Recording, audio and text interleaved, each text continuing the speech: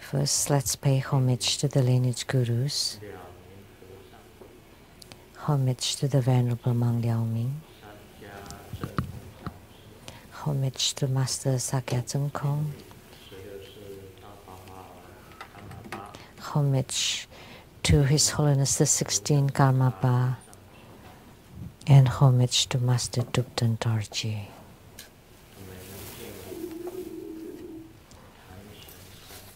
Homage to the three jewels of the altar.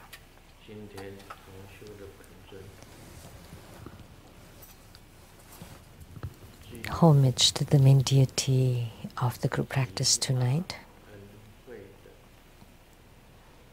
the one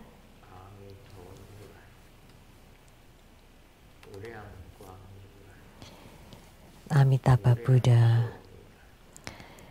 the infinite light, Tathagata, the infinite life, Tathagata, and the longevity Tathagata, who are full of grace and all their retinue.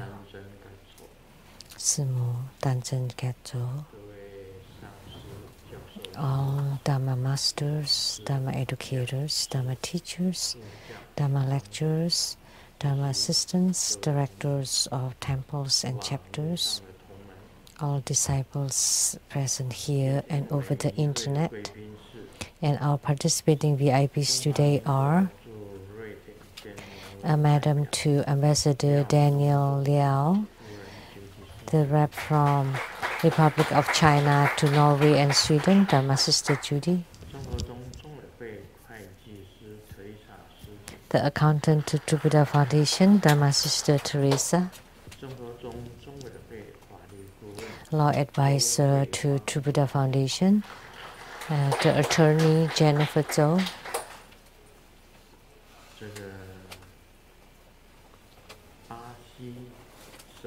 and from Sao Paulo University in Brazil, Professor Chen and his wife, Dr. Chen.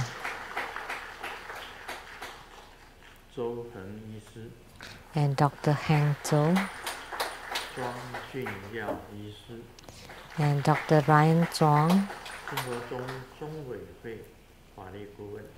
and law advisor to Buddha Foundation, Ms. Kim Ong.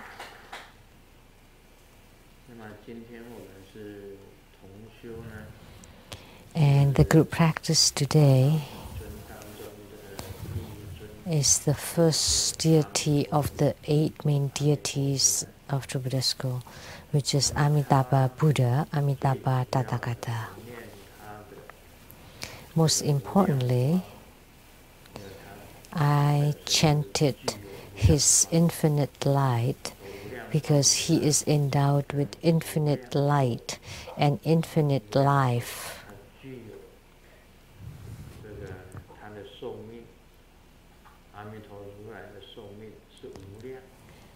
So, Amitabha Tathagata has infinite life. He's everlasting. So, the same in Christianity, the ever life. So, always it's eternal.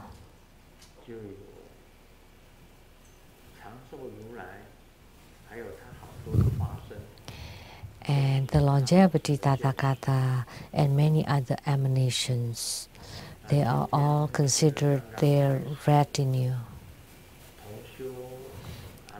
At the beginning of the Amitabha Tathagata group practice, the deity yoga, Amitabha deity yoga, continually his retinue, many Buddhas and Bodhisattvas, all descended.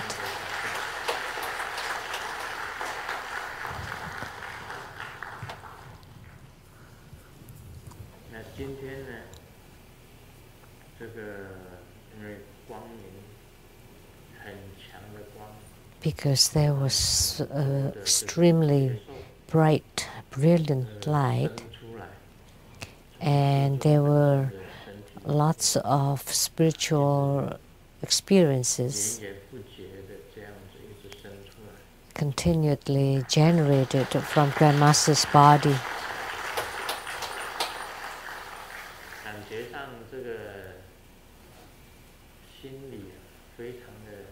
I felt that my mind is completely at peace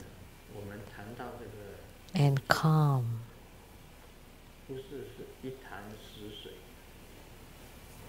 Actually, this peace and calmness or serenity is not like dead water. Just now, during the merit dedication, I have said it. It's a moving water. However, it is clean and radiant, clear. So the flowing water is extremely clean, clear, pure, and bright. So it's not like dead water, where there is no inflow and no outflow. That's not like that. It's calm, but it's not moving. That's called dead water. If in your spiritual cultivation you become like dead water or dead wood, then that would be nihilism, complete emptiness. So like a wilted tree, there's no life anymore. So dead wood or the dead ash, it's become ash, no more use. So the true ultimate attainment is moving, is flowing. It's clear and bright and radiant. So it's lucid, bright, radiant, clean, pure, and clear. That's true attainment. It doesn't matter whether it's in meditation. Actually, you're moving, flowing. But that kind of moving is very joyous, very happy. It's always progressing. Like now, if in your meditation you get joy and happiness, then you would be very diligent and very happy to do the four immeasurables, to be kind, compassionate, joyous, and equanimous. I talked about it last week at the Seattle Temple, and at the Rainbow Temple I also talk about self, permanence, bliss, and purity. So what is kindness, compassion, joy, and equanimity? It is moving, flowing, and it has effect, benefits, a function. And in the self-permanence, bliss, and purity, that kind of bliss is also moving or flowing. It's not dead, like dead water or dead wood or dead ash. That would be nihilism. Then it has no function, no benefits.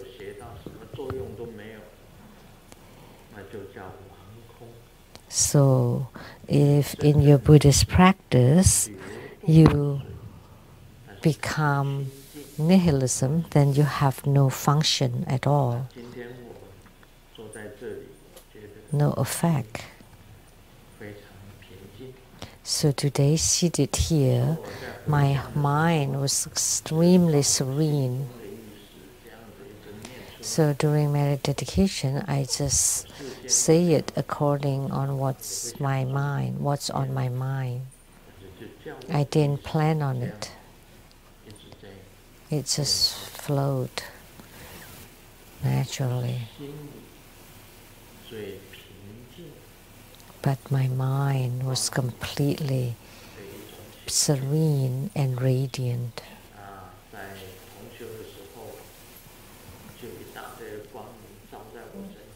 During the group practice, there were lots of radiant light shining upon me.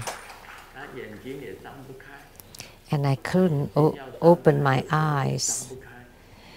Sometimes I wanted to open my eyes, but I couldn't. So I felt the bright, strong light.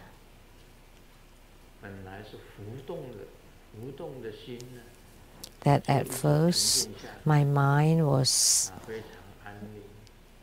turbulent or moving, and then it becomes very calm and peaceful.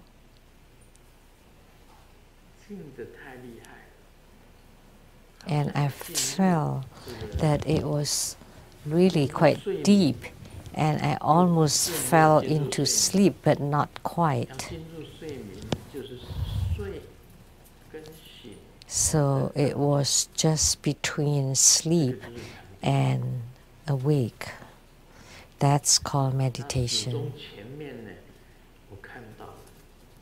And in the beginning, I saw Amitabha Buddha at the front.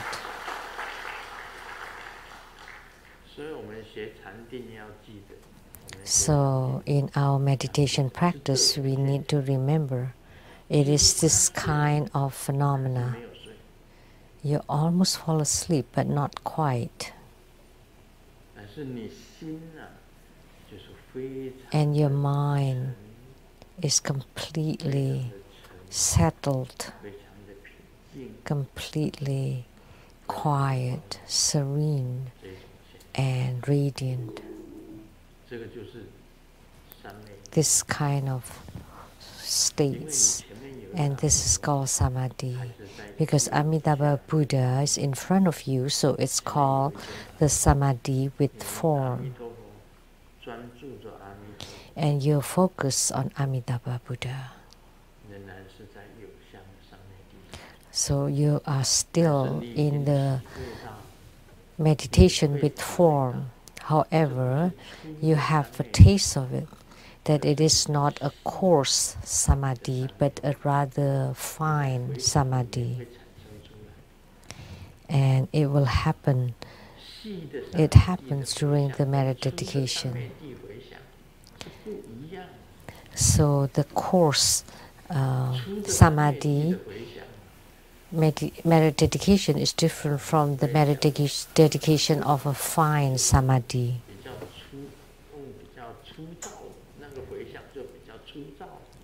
So the samadhi is rather coarse.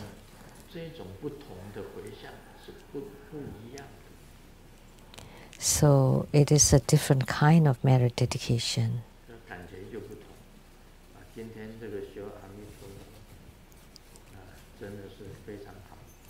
So the Amitabha practice today is really excellent.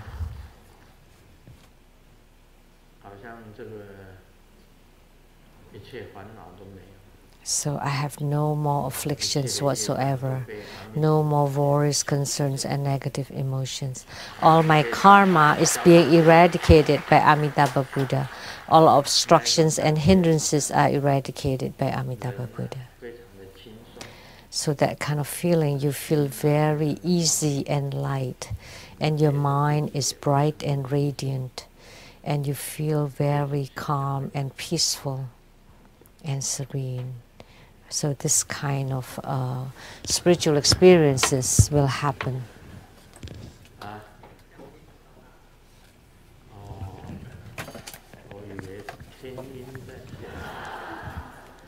Huh? I thought there was some sound.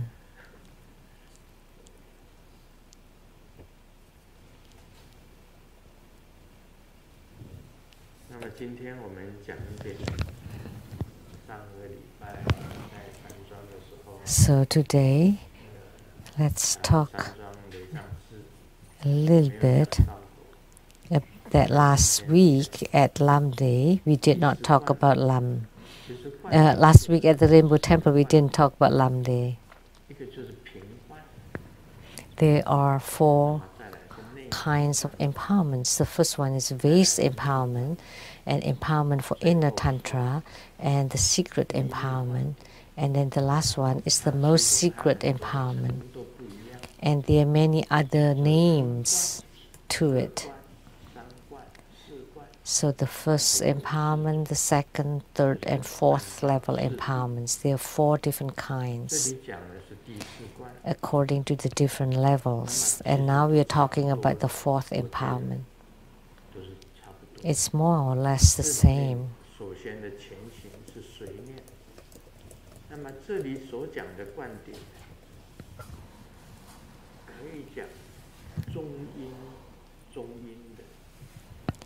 So this empowerment is during the bardo or intermediate state. So you need to rely on the empowerment that you have received. So if all you get is the vase empowerment, that's the first level empowerment, then your situation will be this during the bardo state. And for the second level, or for the secret empowerment, or the most secret empowerment, and during the bardo state, your situation would be like that. And the 4th level empowerment is the same as the empowerment for the great perfection. And during the bardo or intermediate state, the situation would be, if one has reached the transference of consciousness, then one must be in the intermediate state. And that's called, you are a soul now. It's the same.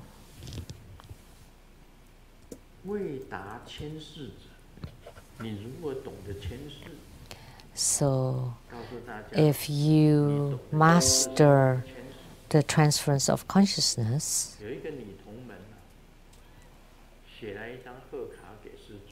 there was a female disciple that gave Grandmaster a birthday card. And she said, Grandmaster, today is your 75th birthday. If after your birthday,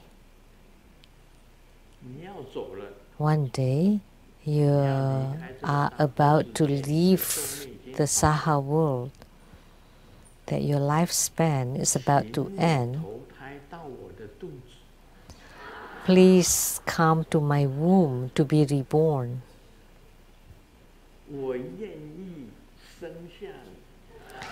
I am willing to give birth to you.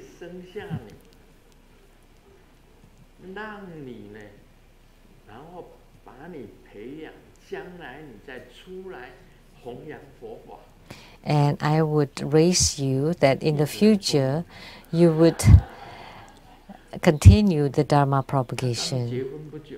So this disciple is very smart. She just got married not long ago. And she said that at your end of your life, when you are about to leave the Saha world, please radiate light and enter into my womb, and I'm willing to give birth to you, and I'm willing to raise you, and then you can continue your Dharma propagation and salvation of sentient beings. This is the first time I received such a birthday card.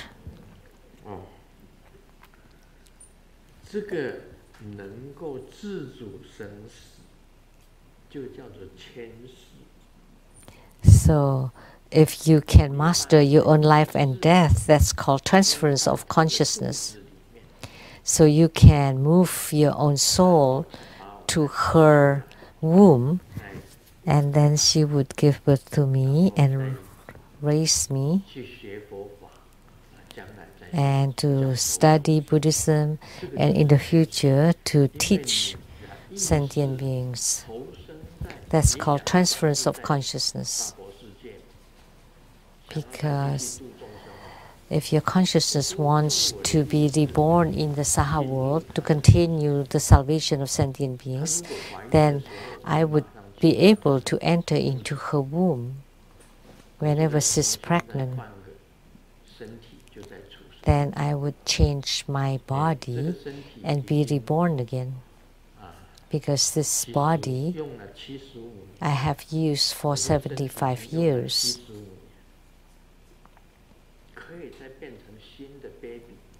I can become a newborn baby and grow up. This is called the transference of consciousness, the reincarnation in the human world, a kind of reincarnation.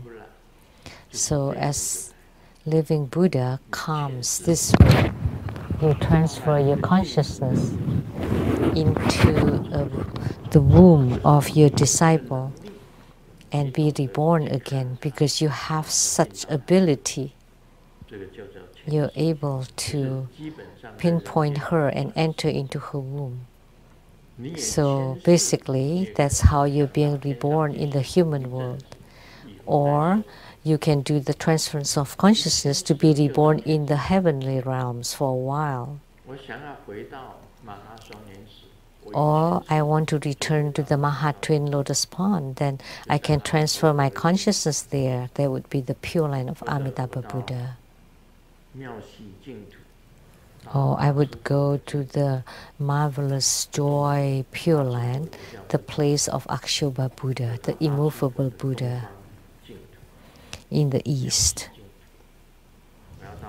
The marvelously joyous Pure Land. Or I want to go to the Yuan Tong Pure Land of Avalokitesvara Bodhisattva.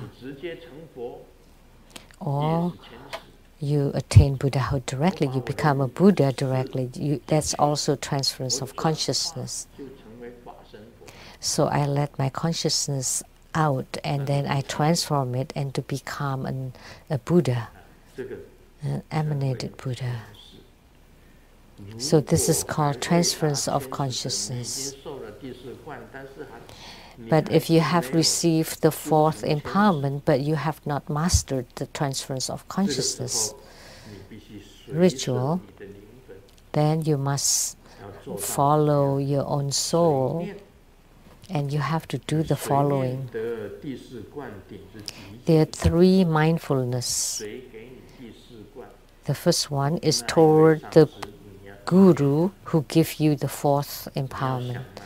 You need to be mindful of that Guru. You need to think of that Guru. Anyone having received the base empowerment, the second level empowerment, that you need to be mindful of the lineage root Guru of the second level empowerment.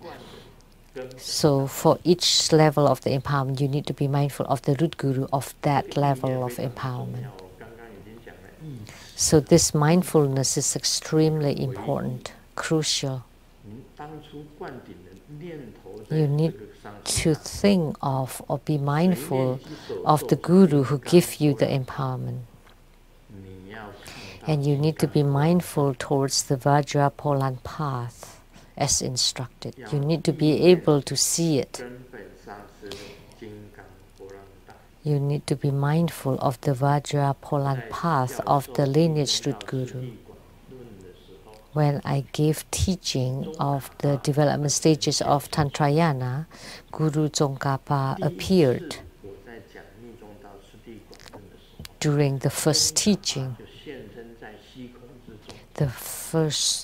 During the opening, the first exposition of the development stages of Tantrayana, Ngakrim, Then Guru Tsongkhapa appeared in the sky, radiating rays like waves of light rays toward you. So that's the Vajra Polan path of the Guru. And third, mindful towards its realization of the ultimately pure, true suchness of emptiness and bliss.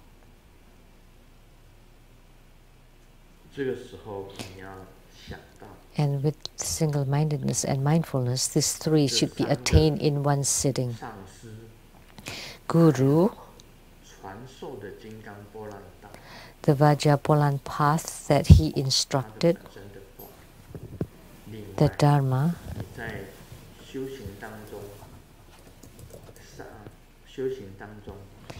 and in your spiritual cultivation, you experience the bliss, emptiness, and the true suchness and purity. And you need to be focused and single-minded and mindful on these three. That's why I say the mind is extremely crucial. And during the main practice, the five upholdings and 7 affinities arisen simultaneously, seeking to rely on the refuge by the power of past mindfulness.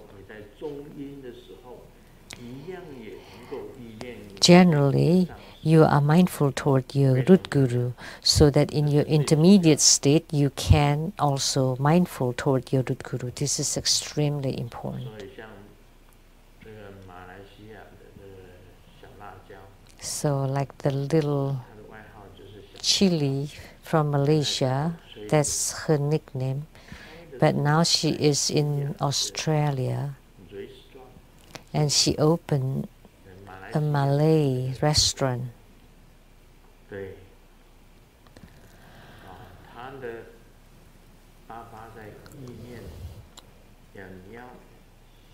Her father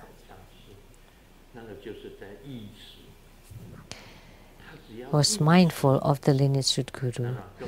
So as long as he is thinking of the root guru and relies on the root guru, then the root guru will appear. During the intermediate state, if you can rely and think of the root guru, then you are saved, you would be delivered. If you are not able to do so, then it would be like dreaming at night. Like in your dreams at night, if you encounter something and you cannot be mindful of your root guru, yidam, or protector, you cannot chant the mantra of the root guru, yidam, or protector. If you can, then you would be saved. Like if you have bad dreams and you chant Om Guru Lien Seng Siti Hom, the root guru mantra, then the bad dream will disappear and you can wake up. The bad dream will stop immediately. This is extremely important. So every night, I face my bed. When I do the protection, I pray that I don't have any bad dreams at night. Although it may not be extremely auspicious, but at least there's nothing bad, just neutral, no bad dreams. So after doing the ceremonial, the boundary and protection, then that would be the state. But if you don't do the protection, there's some things that would enter, then you would have some bad dreams. But in bad dreams, you still have to be mindful of your root guru, of your own yidam, and chant the yidam's mantra. Then you would be able to resolve your bad dreams.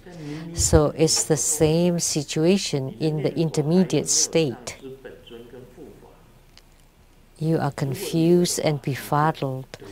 But if on your mind they are still your root guru and yidam and protector, then you would be saved.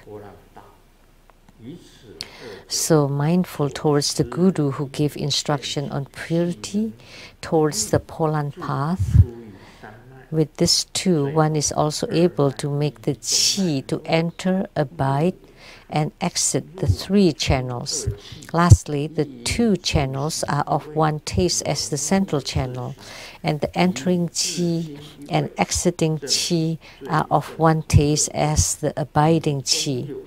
One enters into the 4 actions and be one taste with one's mind. After confirming the most supreme emptiness and bliss by the wisdom blessings of the intermediate state, one attains birth continuum of no karma, raises the goal, and attains the clear radiance. So if you can be mindful and rely, then the root guru, yidam, and protector will enter into your soul. When they enter into your soul, all the same, they would abide inside your soul. Your guru, yidam, and protector would merge with your soul, just like during our spiritual practice. When the yidam enters into our body and residing inside our body and merging with us, and then together you can raise your level or your goal, and that would be the good place or the good realm. So to rise your realm, so you go to the heavenly realms, the realm of the great Brahma heaven,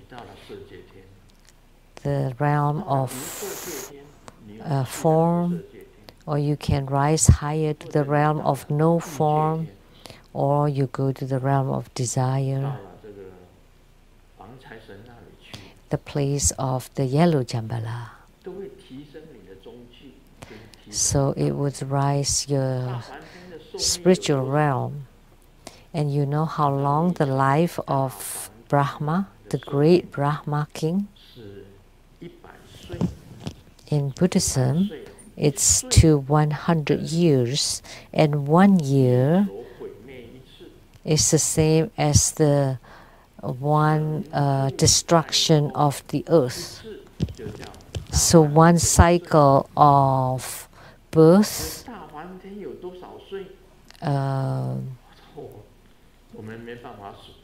abiding, destruction, and emptiness. So just imagine 100 years, how long that is. That's a 100 cycle of the creation and destruction of the earth. So just imagine in heaven, you could live to be 100 years, but 1 year is the one cycle of creation and destruction, creation to destruction of the earth, and 100 of that.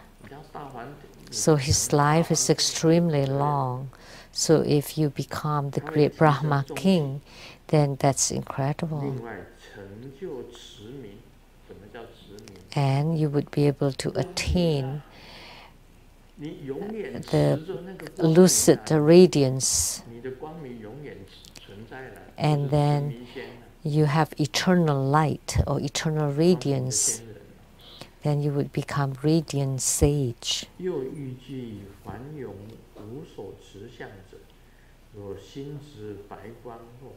Also, accordingly, if one grabs on the 5 upholdings in a mundane way, if one's mind is holding on to white light, one will fall into hell. If holding on to yellow light, one will become a hungry ghost. Onto blue light, one will be reborn as an animal. Red light, one will go to heaven. And green light, one will be born in non-heaven. If one's mind is holding on to a mixed light, one will be reborn as a human being. If you still have attachments, like say in the nether world, in the spirit world, if you see a dim light, not bright light. But if you want to rise to a higher realm, then the light is extremely bright and radiant. If you see the lights like in the red light, the sakura streets of Hawaii, the dim neon lights, and because you're so attached to light, but yet the light that you see is not bright, brilliant white light, and it's dim light, very dim, just like the lights in the red light district on Sakura streets. So it's a very attractive, differently bright light. Then if it's white light, you go to hell, and it's a dim yellow light, you become hungry ghost. A blue light, the animal, and if you so attach or hang on to the red light, you will go to heaven. If you attach onto green light, you will be born as a non-human. And if you grasp on the mixed light, then you would be reborn as a human being. This is about attachment toward light. Then this will happen. Although you have seen light, you have seen lights, but the lights are dim. But it's different if the light is extremely bright and radiant. So you need to be able to discern. The so-called mindfulness is that one should follow one's own affinity and be mindful towards it.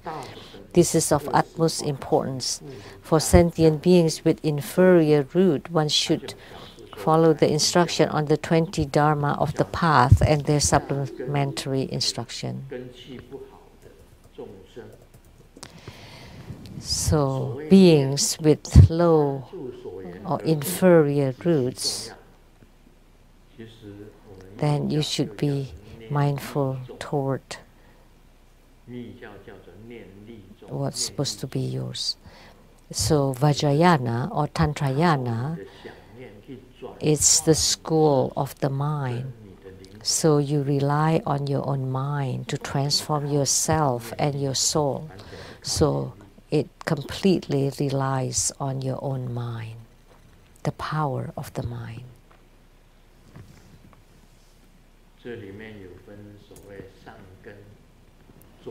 So here it talks about the superior root, the middling root, and the inferior root. The superior root, people with superior spiritual root can become a Buddha or Bodhisattva directly. And people with middling spiritual root can go to the heavenly realms directly. And the inferior root can be reborn onto the 4 continents, the human path, or the Asura world, or the human world. The Asura is the non-human. And the 4 great continents, or the human realm, that's for the inferior roots. And then the 3 lower realms.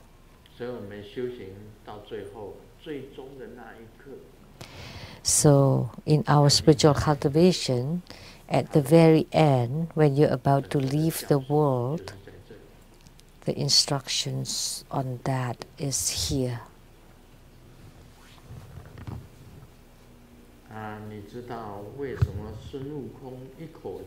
Do you know why the Monkey King can blow and blow away all the demons with one breath?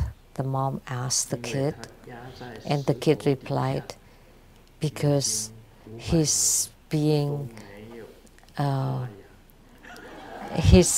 under this rock for 500 years and he never brushed his teeth. There's 5-finger mountains of the Tathagata subdue the Monkey King because he created chaos in the heavens. So the Tathagata used his 5 fingers to subdue him. And the Monkey King thought he was very formidable, that with one somersault, there would be 48,000 miles. And then he saw 5 peaks of mountains, but actually that's the palm of the Tathagata. And he thought that he got to that mountain, so he carved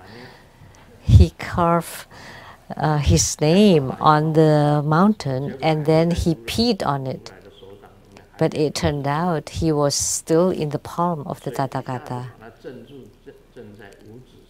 So the Tathagata subdued him and pushed him under the rock on that 5-finger mountain for 500 years. So of course he never brushed his teeth. So this is all talking about the mind. Doesn't matter how much you can think and imagine, you never leave your own mind.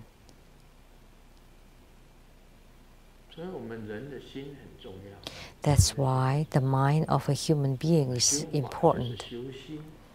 So our spiritual cultivation is to practice, to train the mind, so that the mind can be at peace, at ease.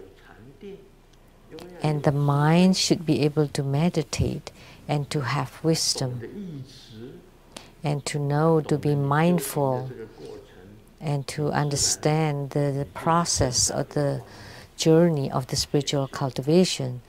And naturally, your body can emit light, and you would be able to true pure light. Pure light. It's extremely brilliant, not dim and artificial. So you need to pay attention. There's some light that's quite enticing, but like the neon light, but that's not it. At the end of the school year, Xiaoming gave the report card to his dad, and when the dad saw it, got really angry. Why do you always fight in school? And Xiaoming cried, no, I didn't. I didn't fight. And then, are you still arguing with me? It's written here on your report card. This is in Chinese. That in Chinese it sounded like he's always get along with everybody, but in Chinese it sounds like fight with everyone. Yeah, that actually he gets along with all other students. The same for spiritual cultivators or sadhakas. Between fellow disciples, we should get along well, and we should mutually help each other or supplement each other about your own insight and experiences.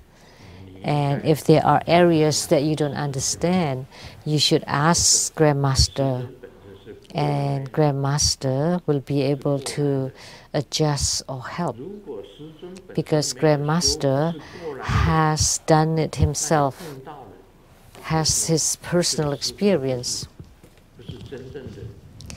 But if you meet a guru that has not done it himself, then he's not a true or authentic guru. As a guru, you have to experience it yourself first in order to give the teachings.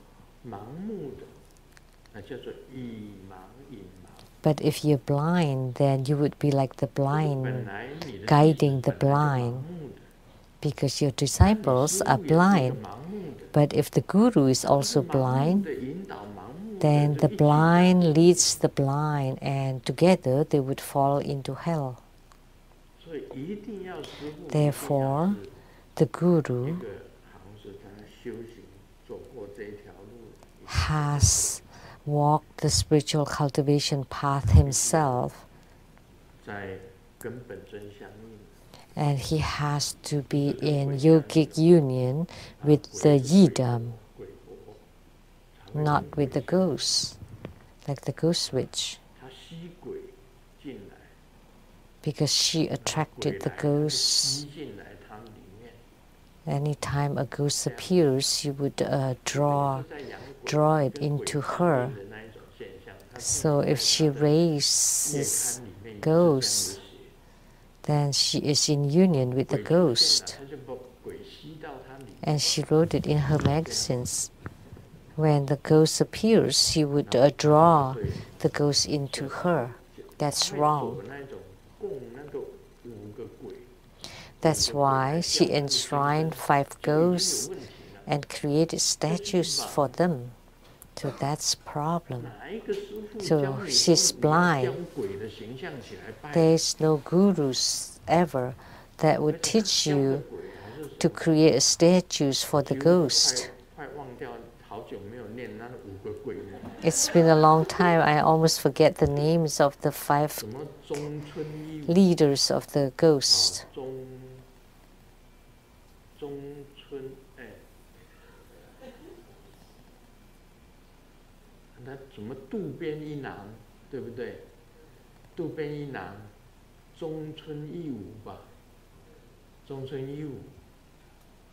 The names 渡边一郎、中村义吾、小林。另外还有一个黄金钱，一个叫林良知。林良知。那都是鬼啊。They're all ghosts. 你雕那个鬼起来拜干什么？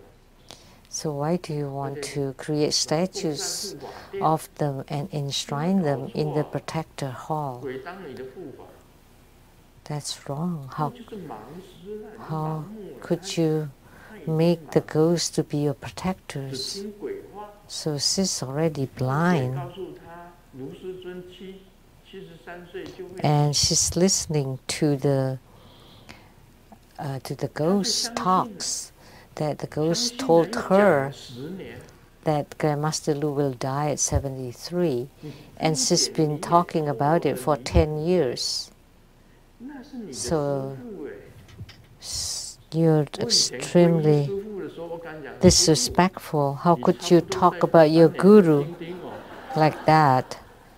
That's really too much. You know, how can you say, oh Guru, you would die at this age, or in a few years you would die? Then the Guru would catch you and beat you to death. As a little rascal, how could you say that the Guru will die at a certain age? So she's totally disrespectful. Disrespectful. Why are you talking about people dying at a certain age? Even Grandmaster never says that. I don't want to say, I don't dare to say the disciples, even about the disciples' death. That's a taboo. So you have breached that. You're talking about that her guru will die at certain age, and she's been talking about it for 10 years. How could such a disciple exist? She has never read the 50 stanzas of Guru devotion. You know, the 50 stanzas of Guru devotion is precepts. How could you talk about your guru like that? And yet you're following such a person, then you're even more blind. You're such a fool. Think about it. You don't even understand how to be a human being. I don't dare to say when my guru will die. So that's the integrity of a human being. And you don't even have that. How could you become a sage or a saint or a Buddha? You're really a dog poo.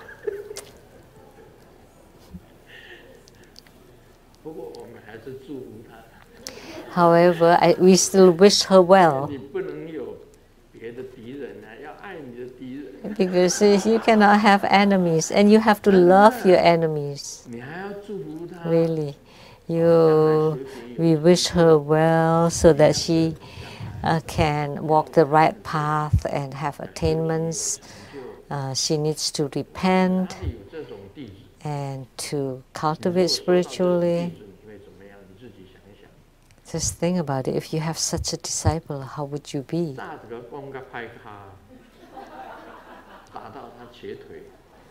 I would beat her until she limps.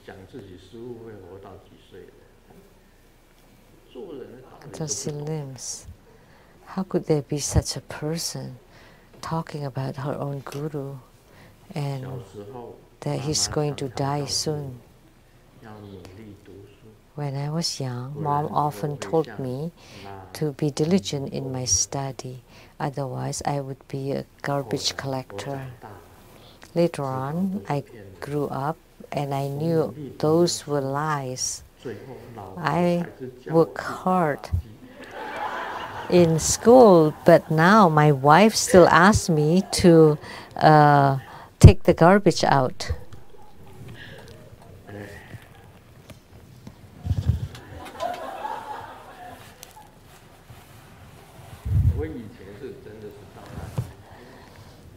In the past, I really did take the garbage out. You know that Simu's stamina and health conditions not good. So I was the one taking out the garbage. But now, good thing, Master Lien Yi helps. Where is she? She's right there. So now she's the garbage collector.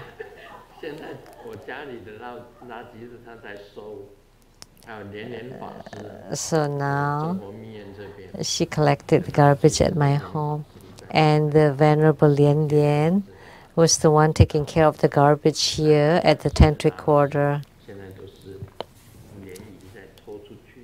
and the garbage at the Southern Mountain abode. She would drag the garbage bin outside on Friday mornings.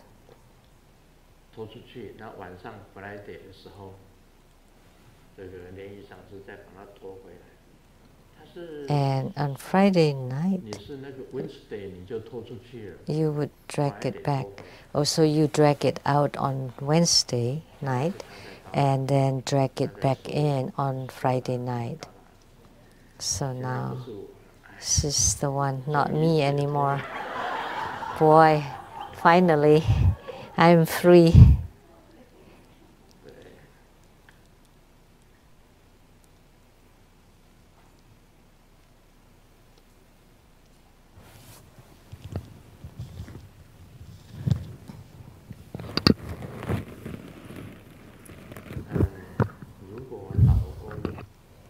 if your husband makes you angry, remember, never argue right away, face to face. That would hurt your loving relationship. You wait until deep in night, and when your husband is deep in sleep, then you slap his face, and all of a sudden he would wake up and confused and befuddled looking at you, and then you should tap gently on him and told him that, oh, you are having a nightmare again, honey, don't be afraid, I'm here.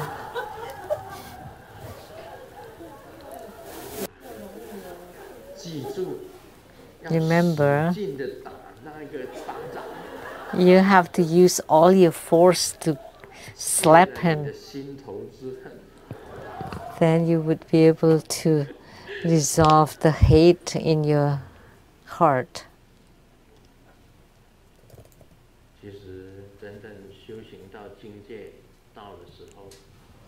Actually, when you reach a certain state in your spiritual cultivation, there's nothing. You will not have such an emotion. When you reach such a state, all you have is joy and happiness. That kind of anger, resentful, and hatred, hate feelings almost disappear completely. You're always happy and content. And I feel very joyous and happy. Although I live my days in routine, I don't have to go to Bellevue Square to be happy. I have no such desire. You know, happiness, shopping, no more. The happiness that I feel is that I feel very joyous to see the disciples or to see anyone.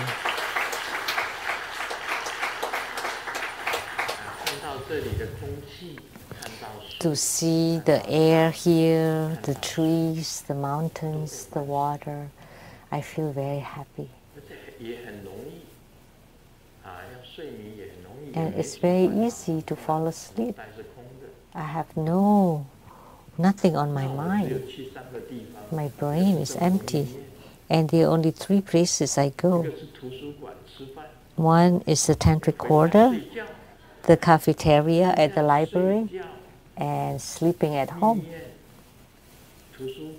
So sleep at home, tantric quarter, and then the library.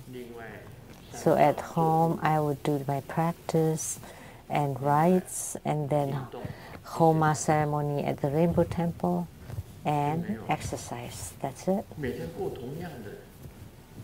So I live my days in routine every day, the same.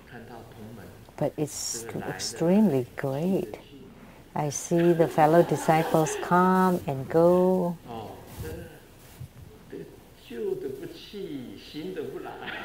If the old ones don't go, then the new ones don't come. So a group leaves and a group comes, always happy, helping people resolving their problems. That's extremely joyous.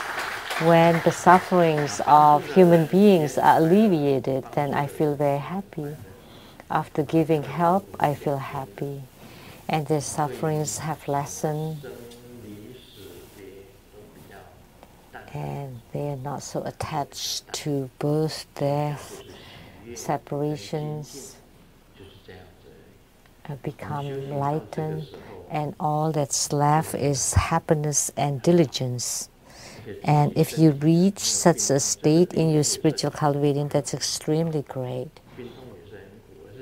And then I don't have any illnesses or pains, because those illnesses and pains are also suffering.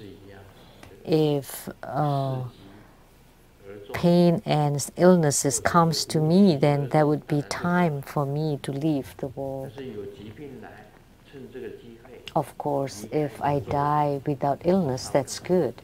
But if I get sick, then it may be time to leave. That's good too. And that's called the transference of consciousness. The 6 attainments, inner fire, sleep and dream, the pure light, the poa, and then the illusory, and then the transference of consciousness. This is the 6 attainments of the 6 yogas of Naropa. And one of them is transference of consciousness. That when you reach the intermediate state, very fast you would be able to transfer your consciousness to a better realm.